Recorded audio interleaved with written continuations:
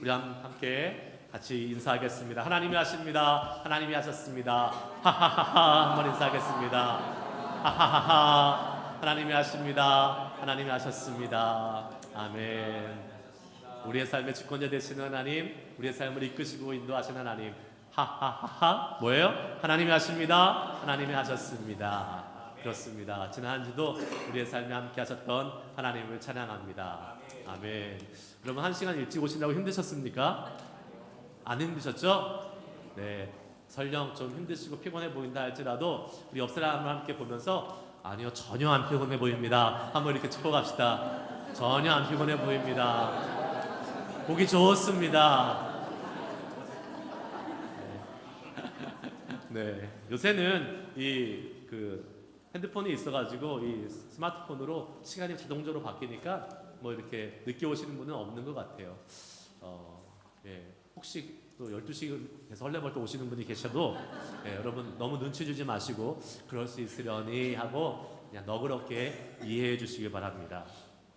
우리가 지금 뭐를 암송하고 있어요? 사랑에 대해서 암송하고 있잖아요. 네, 우리 한번 지난주 암송했던 말씀 한번 보도록 하겠습니다. 고린도전서 13장 5절 말씀. 사랑은 뭐예요? 무례히 행하지 아니하며 자기의 유익을 구하지 아니하며 성내지 아니하고 악한 것을 생각하지 아니하며. 아멘. 내려주세요. 한번 암송하겠습니다. 고린도전서 13장 5절 말씀 시작. 무례히 행하지 아니하며 자기의 유익을 구하지 아니하며 성내지 아니하며 악한 것을 생각하지 아니하며. 아멘. 우리가 사랑장 암송하면서 사랑이 쉬운 것이 아니구나라는 것을 깨닫게 됩니다. 할 것이 너무 많아요. 그래서 나는 사랑한다라고 쉽게 말할 수 있는 것이 아닌 것 같아요. 우리의 힘으로 사랑은 안 되는 것이라는 걸 다시 한번 깨닫게 됩니다. 하나님이 그 사랑의 마음을 주시고 은혜를 주셔야지만 우리가 사랑할 수 있는 것 같습니다. 이 여러 가지 말씀 하나하나 실천해 나갈 때에 그 주님의 은혜와 사랑이 우리 가운데 먼저 가득 차서 그 사랑을 우리 삶 가운데 나타낼 수 있기를 축복합니다.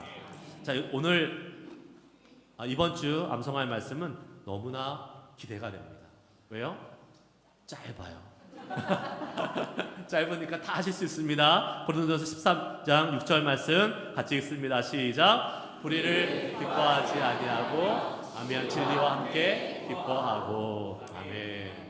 불의를 기뻐하지 아니하고 진리와 함께 기뻐하고 하나님의 말씀 가운데 거하면서 나아갈 때에 이 사랑이 더욱더 우리 가운데 더욱 풍성해질 수 있을 줄 믿고 우리 함께 이번 한 주도 진리와 함께 기뻐하는 삶 살 수 있기를 축복합니다.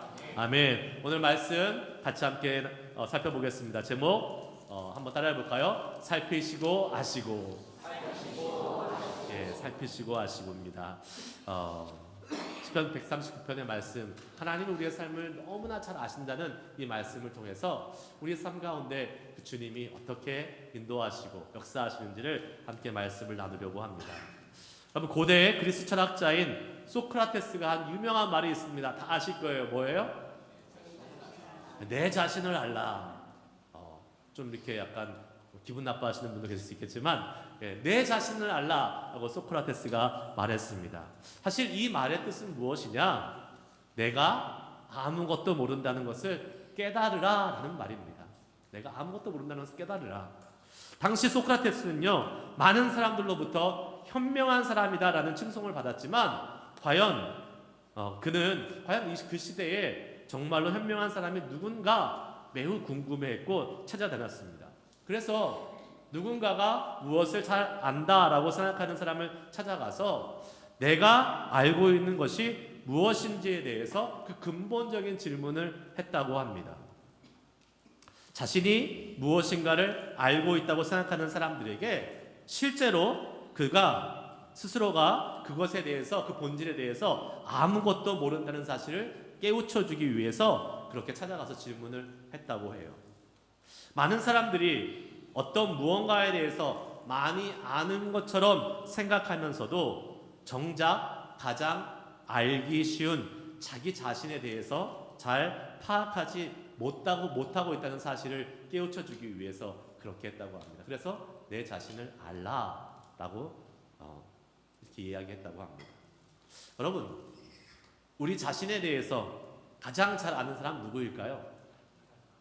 누구일까요? 일단 내 자신이라고 생각할 겁니다. 내 자신보다 나를 잘 아는 사람은 없다라고 생각하실 거예요. 그런데 정말 그럴까요? 아닙니다. 여러분, 우리 자신에 대해서 내 자신이 가장 잘 안다는 말이 틀릴 때도 많이 있습니다. 가끔은 우리가요, 우리 자신이 어떠한 사람인지 알고 싶어가지고 성격 검사도 받고 테스트도 받습니다. 요새 MBTI 여러분 유행하잖아요. 그래가지고 왜 그것이 유행합니까? 내 자신을 알고 싶어서 내가 어떠한 성격을 가진 사람인지 좀 파악하고 싶기 위해서 그것을 하는 건 아니겠어요? 그것은 뭐를 증명하는 것이에요? 내가 내 자신에 대해서 정확히 알고 있지 못하다는 것을 증명해 주고 있는 것입니다. 때로는 나보다 다른 사람이 내 자신에 대해서 더 잘 아는 경우도 있어요. 누굴까요? 바로 우리 부모님입니다. 우리 부모님이요, 우리 자신에 대해서 잘 아는 경우들이 많이 있어요. 우리가 어렸을 때에 대해서 잘 모르잖아요. 근데 부모님은 우리가 어렸을 때의 모습까지도 다 기억하고 알고 계십니다. 그러나 부모님이요, 자식에 대해서 다 많이 아는 것 같지만 사실 자녀에 대해서 그렇게 많이 알지 못합니다. 자녀가 성장하고 나서 이제 우리 결혼은 시키는 우리 부모님들 계시지만 결혼하면 부모의 품을 떠나잖아요.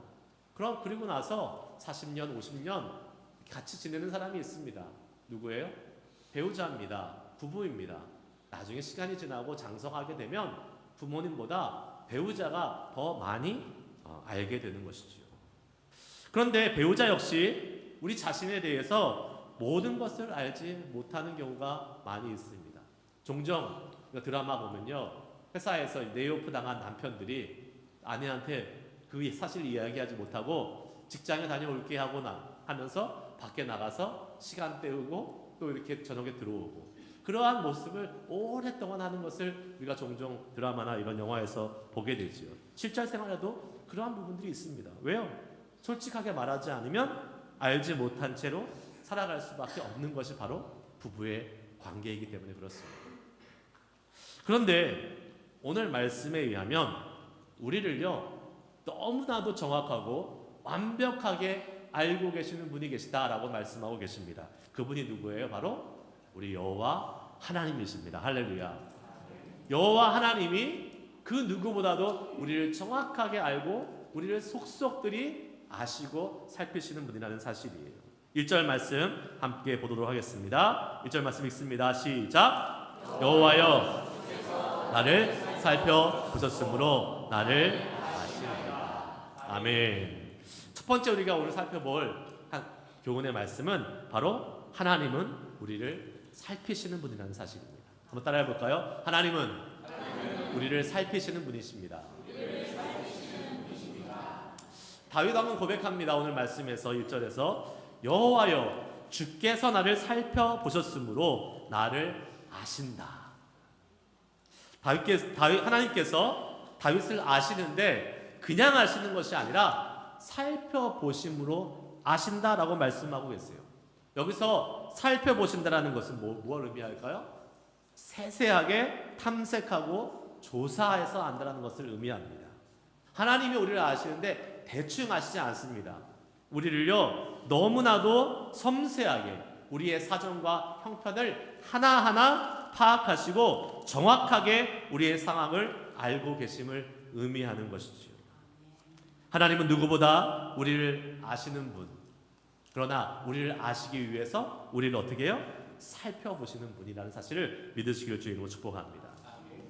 이 살펴보시는 하나님에 대해서 성경에서 가장 잘 나타난 한 구절이 있습니다. 바로 창세기 16장에 나오는 부엘라 헤로이라는 셈이 등장하는데 그 뜻이 바로 나를 살피시는 하나님이라는 뜻입니다.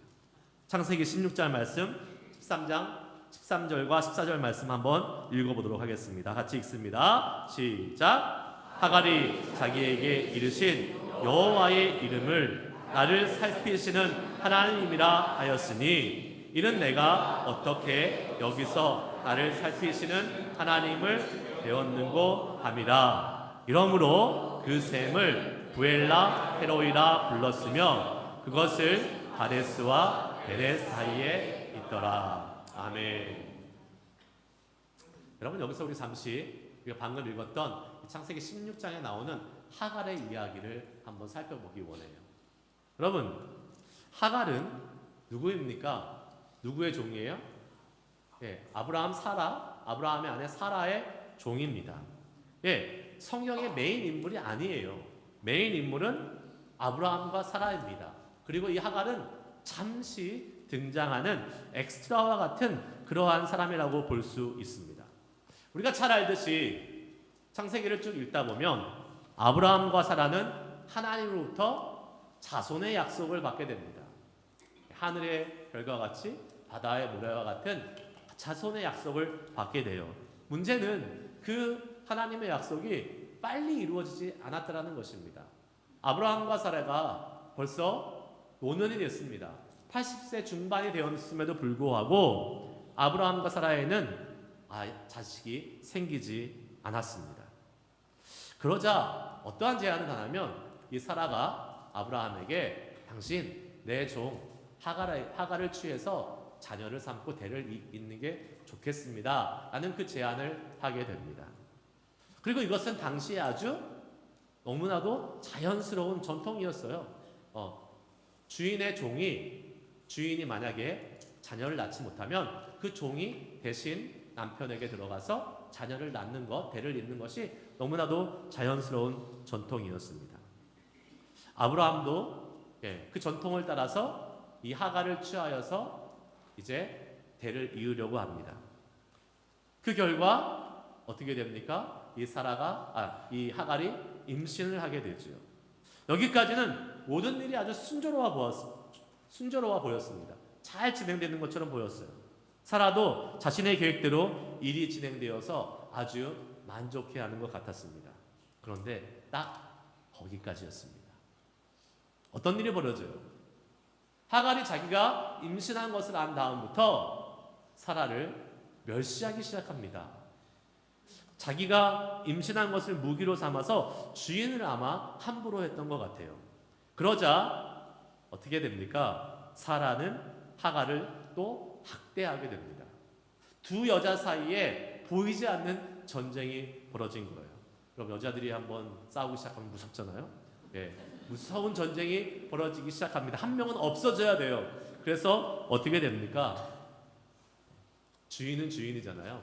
이 사라가 이 하갈을 내쫓습니다. 임신했는데 임신한 상태로 광야로 내쫓기게 되고 맙니다. 여러분, 하갈의 입장에서 어땠을까요? 임신한 상태로 광야로 내쫓임을 받은 거예요. 무엇입니까? 하갈 앞에는 죽음이 기다리고 있는 상황이 되고 마는 것입니다.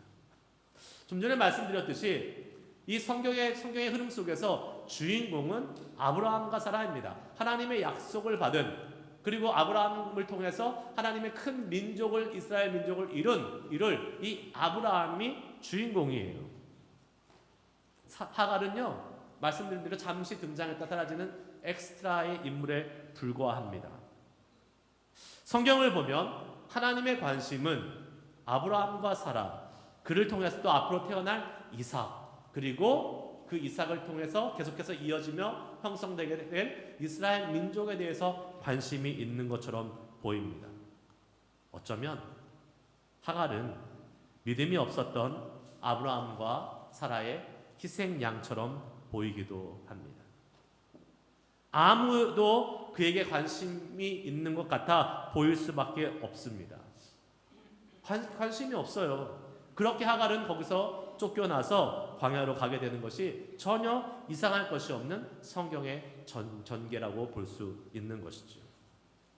그런데 하나님은 그렇게 그냥 없어져 버려도 전혀 이상할 것이 없는 하갈에게 나타나십니다. 그 하갈에게 나타나셔서 하갈에게 이렇게 말씀하시죠. 창세기 16장 9절 10절 말씀 같이 한번 읽어보겠습니다. 시작. 여호와의 사자가 그에게 이르되 너 주인에게로 돌아가서 그 수하에 복종하라. 여호와의 사자가 또 그에게 이르되 내가 내 씨를 크게 번성하여 그 수가 많아 셀 수 없게 하리라. 아멘. 하갈은 아마도 자신의 주인인 아브라함과 사라가 믿고 따르던 하나님이 자신에게 아무런 관심이 없다라고 생각하며 지냈을 거예요. 광야로 쫓겨났을 때에 내가 광야로 쫓겨날 수밖에 없구나, 하나님은 나에 관심이 없구나 라고 생각하면서 지냈을 것입니다. 아무 대책 없이 광야로 쫓겨날 때에 이제 끝이다 라고 생각하면서 도망치듯이 광야로 갔을 것입니다. 그렇게 우리 모두의 그런 관심에서 사라져 버릴 수 있었던 하갈. 그런데 그 하갈에게 하나님은 나타나셨습니다. 하나님의 관심은 아브라함과 사라에게만 있었던 것이 아니라 지극히 미천한 종 하갈에게도 있었음을 믿으시기 바랍니다.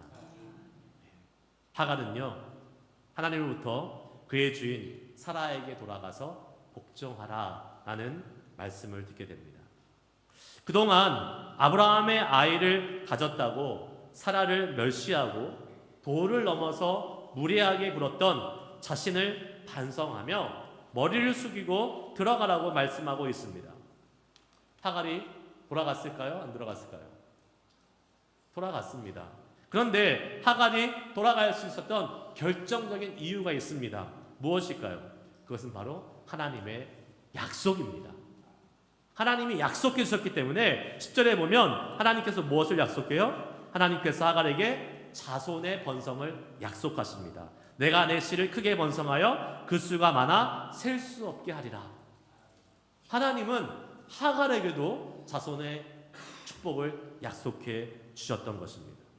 이 하나님의 약속을 받고 하갈은 돌아갈 수 있었던 것이죠. 하갈이요, 사라에게 돌아가고 싶은 이유가 사실은 전혀 없었을 것입니다. 오죽했으면 도망치다시피 쫓겨서 나왔겠어요.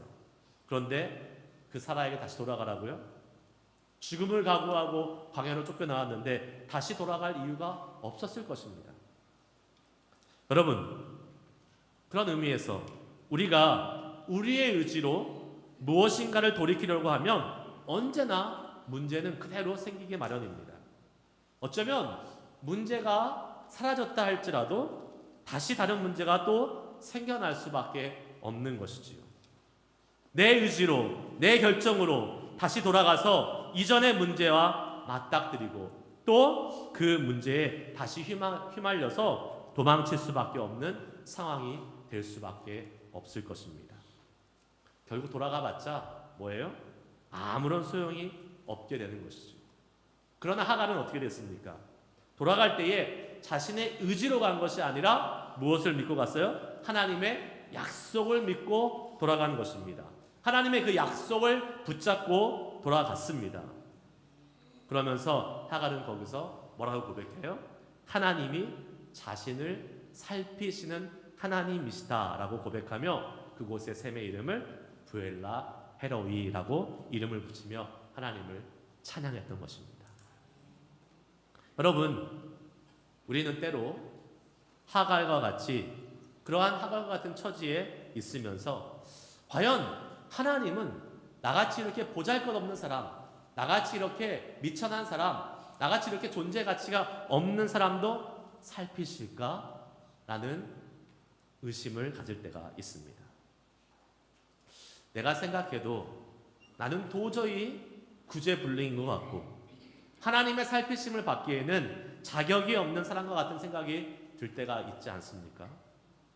특별히 여러분, 우리가 우리 자신의 모습에 너무 실망했을 때에, 우리 자신의 모습에 너무 실망했을 때에 나는 하나님의 살피심을 받을 그런 자격이 없는 사람이야 라고 생각하고 하나님을 의심하기 쉽습니다.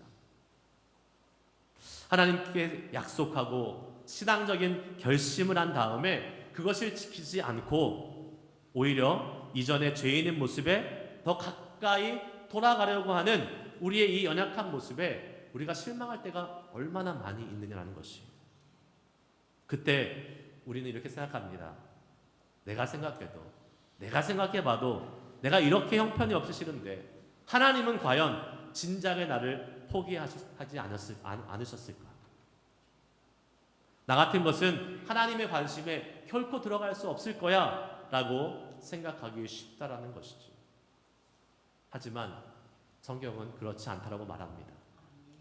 하갈의 말씀을 통해서 우리는 아무리 존재 가치가 연약하고 아무리 미약한 사람이라 할지라도 하나님은 그를 향하여 관심을 갖고 찾아가시고 살피시고 돌봐주신다는 사실을 믿으시길 주의 이름으로 축복합니다.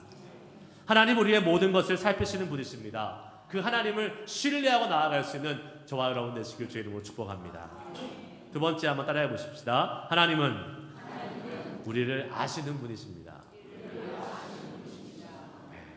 하나님 우리를 살피실 뿐만 아니라 우리를 아신다라고 오늘 말씀은 우리에게 알려주고 있어요. 오늘 말씀 2절과 3절 말씀을 한번 읽어보도록 하겠습니다. 읽습니다. 시작. 주께서 내가 앉고 일어섬을 아시고 멀리서도 나의 생각을 밝히 아시오며 나의 모든 길과 내가 눕는 것을 살펴보셨으므로 나의 모든 행위를 익히 아시오니. 아멘. 하나님께서 나의 모든 것을 아신다라고 오늘 말씀은 이야기합니다. 내가 앉고 일어섬들 아시고 멀리서도 나의 생각을 아시고 또 내가 나의 모든 길과 내가 눕는 것을 살펴보심으로 나의 모든 행위도 아신다. 하나님이요 내가 행하는 모든 나의 삶의 하나하나 일거수일투족 발걸음마다 다 아시고 계신다는 것을 말씀해주고 있습니다. 여러분 믿으십니까? 누가 우리를 안다고 이야기했을 때 그 안다는 것은 무엇을 의미할까요, 여러분? 그 안다는 것은요, 그 사람에게 관심이 있다는 것을 의미합니다. 어떤 사람이 내 자신에 대해서 알고 있다는 것은 관심이 있으니까 알 거 아니에요. 아무 관심이 없으면 그 사람에 대해서 전혀 알려고 하지 않을 것입니다. 만약에 우리가 어떤 사람과 데이트를 하려고 할 때 좋아하는 사람이 생겼을 때에 그 좋아하는 사람에 대해서 우리는 알려고 합니다. 생일은 언제고, 좋아하는 음식이 뭐고, 취미가 뭐고, 또 가족들은 어떠한 사람이고, 여러 가지 그 사람에 대해서 많이 알려고 합니다. 왜요? 좋아하고 관심이 있으니까. 우리가 누군가에 대해서 안다는 것은 그 사람에 대해서 관심이 있고 그 사람에 대해서 우리가 마음이 있다는 것을 의미하는 것이죠. 여러분, 하나님이 우리를 아신다라는 것은 하나님은 우리에 대하여 지극히 관심을 갖고 계시다는 사실을 믿으시기 바랍니다. 예, 하나님은요 우리에게 엄청난 관심을 갖고 계세요. 하나님보다 우리를 더 잘 아는 사람은 존재하지 않습니다. 그 말은 뭐예요? 우리에 대해서 가장 관심을 많이 갖고 계신 분이 바로 우리 하나님이라는 사실이에요. 세상에 수많은 사람들이 있잖아요. 이 수많은 사람들이 있는데 과연 하나님이 이 수많은 사람들 중에서 나 같은 사람에게 관심을 갖고 계실까라고 생각하시는 분이 있을 수도 있을 것입니다. 그러나 하나님은요 우리 한 사람 한 사람에게 절대적인 관심을 갖고 기울이실 뿐만 아니라 우리의 모든 상황과 행동과 형편을 다 아시는 분이심을 믿으시길 축복합니다. 예전에 제가 설교 말씀 속에서 한번 인용하면서 설명해드린 그 박효신 장로님이라는 분이 계십니다. 교도관으로 예전에 일하셨던 분. 이 박효신 장로님이 쓰신 책 중에 하나님이 고치시지 못하는 사람은 없다라는 이 책이 있어요. 이분이 예전에 그 청송교도소라는 그러한 흉악범들만 오는 교도소에서 근무하실 때에 거기에는 흉악범들이 주로 오기 때문에 사형수들이 참 많이 있었다고 합니다. 그 중에 사형수 중에 한 명 중에 용필이라는 이름으로 불리는 이 사람이 있었어요. 이 사람의 이야기가 있는데 여러분 이 사람의 이야기를 한번 들어보시기 바랍니다. 이 용필이라는 사람이 잡혀왔을 때에요. 이 박효신 장로님이 이 사람을 전도하기 위해서 복음을 계속 전했습니다. 열심히 전했어요. 얼마나 열심히 전했냐면 이 용필이라는 사람이요. 그 장로님의 그 열심에 감동이 돼서 그냥 예수 믿겠다고 그냥 거짓으로 예수 믿겠다고 그냥 이렇게 대답할 정도로 정말로 열심히 복음을 전했고, 이 사형수 용필이라는 사람은 결국은 이제 시간이 다가와서 사형이 집행되는 그 순간에 이제 처하게 되었습니다. 그런데 사형 집행장으로 끌려가는 이 용필이의 모습에서 너무 처참한 모습이 보였다고 이 장로님이 말씀하십니다. 맥이 풀려가지고 다리가 막 후들후들 떨려가지고 그냥 인형 다리처럼 덜렁덜렁 거리고, 또 극심한 공포에 온 신경이 마비돼서 안면이 그냥 근육에 뒤틀려져 있었고 침까지 막 질질질 흘리는 그러한 공포스러운 상황이 지금 연출되고 있었다고 합니다. 장로님이요, 저렇게 보내서는 안 되겠다라는 마음이 드셨대요. 그래가지고 신우회 교도소에 있는 신우회 회원들과 함께 이 사람을 위해서 기도하고 보내야겠다라는 마음이 들었다고 합니다. 그래서 사형을 집행하는 집행관에게 잠깐 멈춰달라고 요청을 하고 그 용필이라는 사람 앞에 장로님과 신우회 회원들이 둘러서서 기도를 해주기 시작합니다. 그렇게 한 10여 분간 함께 기도를 하고 났는데 기적이 일어났어요. 이 용필이라는 사람이 꿈틀거리기 시작하더니 갑자기 그 입에서 주여라는 말이 나왔다라고 합니다. 그러면서 이렇게 고백하더래요. 주여, 이 죄인을 받아주셔서 감사합니다. 그러면서 갑자기 눈에서 폭포수와 같은 눈물을 흘리기 시작하더라는 것이에요.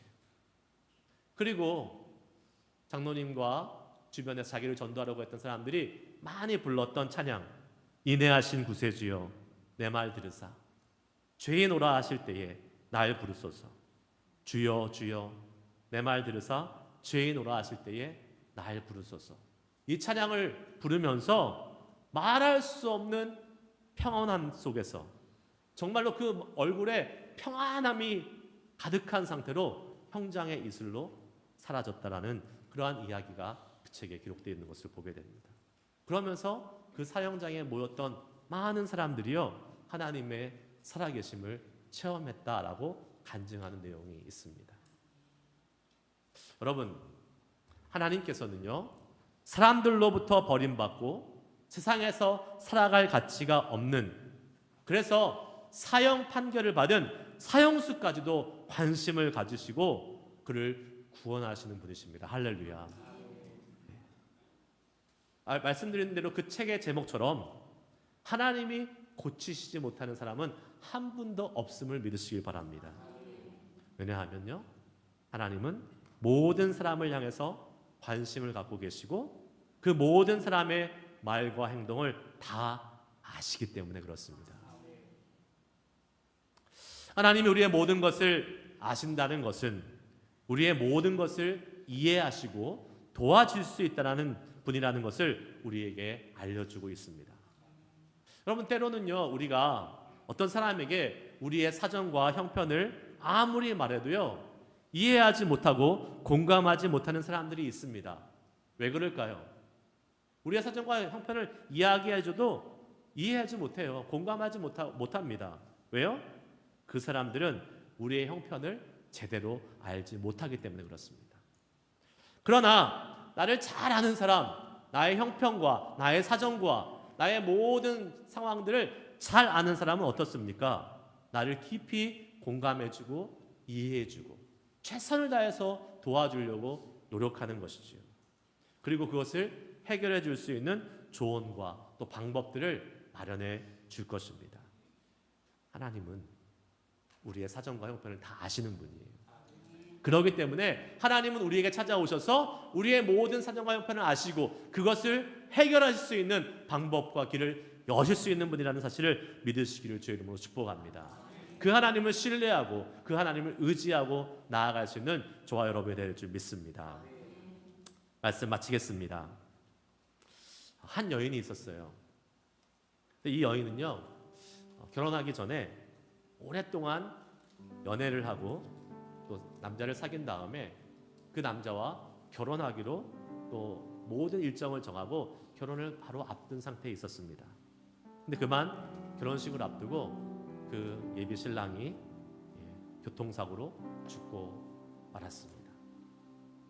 시간이 지난 후에 모든 상처가 회복돼서 이 여인이 다른 한 남자를 만나게 됩니다.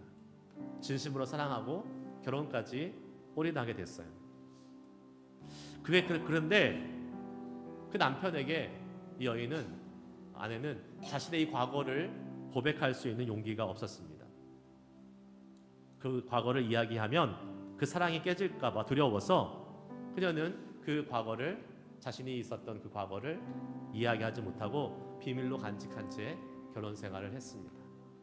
시간이 오래 지났어요. 자녀도 낳고 이제 오랜 시간이 지나고 한 10여 년 정도 흐르게 됐습니다. 그러나 한쪽 구석에는 늘 미안했어요. 마음이 괴로웠습니다.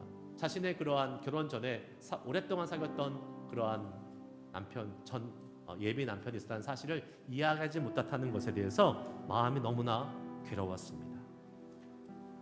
그런데 결혼 기간 내내 그 남편은 한결같이 그 아내를 사랑해 주었습니다. 그 사랑에 결국은 이 아내가 마음을 열고 그 사랑한 남편에게 자신의 과거를 이야기하기 시작했습니다. 그 얘기를 다 들은 남편이 아내의 손을 잡으면서 웃으면서 이렇게 얘기했다고 해요. 여보, 처음부터 다 알고 있었어요. 처음부터 다 알고 있었어요. 알고 있었으니까 이해할 수 있었고, 알고 있었으니까 용서할 수 있었고, 알고 있었으니까 사랑할 수 있었던 것입니다. 여러분, 하나님께서 우리의 모든 것을 아신다고 말씀하세요. 하나님이 빠짐없이 우리의 상황과 형편과 모든 것을 아신다고 말씀하십니다. 즉 그건 뭐예요? 하나님이 우리를 이해하시고, 하나님이 우리를 용납하시고, 하나님이 우리를 용서하시고, 그렇기 때문에 십자가에서 아들을 내어주시면서까지 우리를 사랑해 줄 수 있었던 것입니다. 할렐루야. 하나님이 우리의 모든 것을 알고 계신다는 것이 여러분 우리가 두려워하고 공포스러워해야 될 일이 아닙니다. 하나님은 우리를 속속들이 알고 계시기 때문에 우리는 그 하나님께 오히려 나아갈 수 있는 거예요. 우리의 모든 연약함, 죄악들, 허물들 다 아시기 때문에 하나님께 나아가면 하나님이 어떻게 하세요? 용서하시고 해결해 주시고 하나님이 품어주시고 다시 하나님께서 사랑으로 회복시켜 주심을 믿으시길 바랍니다. 하나님이 우리를 아시기에 우리가 그 하나님께 도움을 구하면 하나님은 우리를 도와주십니다. 우리의 모든 문제와 염려를 가지고 주님 앞에 나아가시길 주저하지 마시길 바랍니다.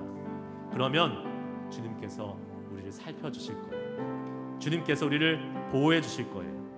우리의 생각이 미치지 못할 정도로 놀라우신 하나님의 이 아심, 하나님의 지식이 우리를 인도해 주시고 보호해 주실 것을 믿고 주님 앞에 나아갈 수 있는 저와 여러분 되시길 축복합니다.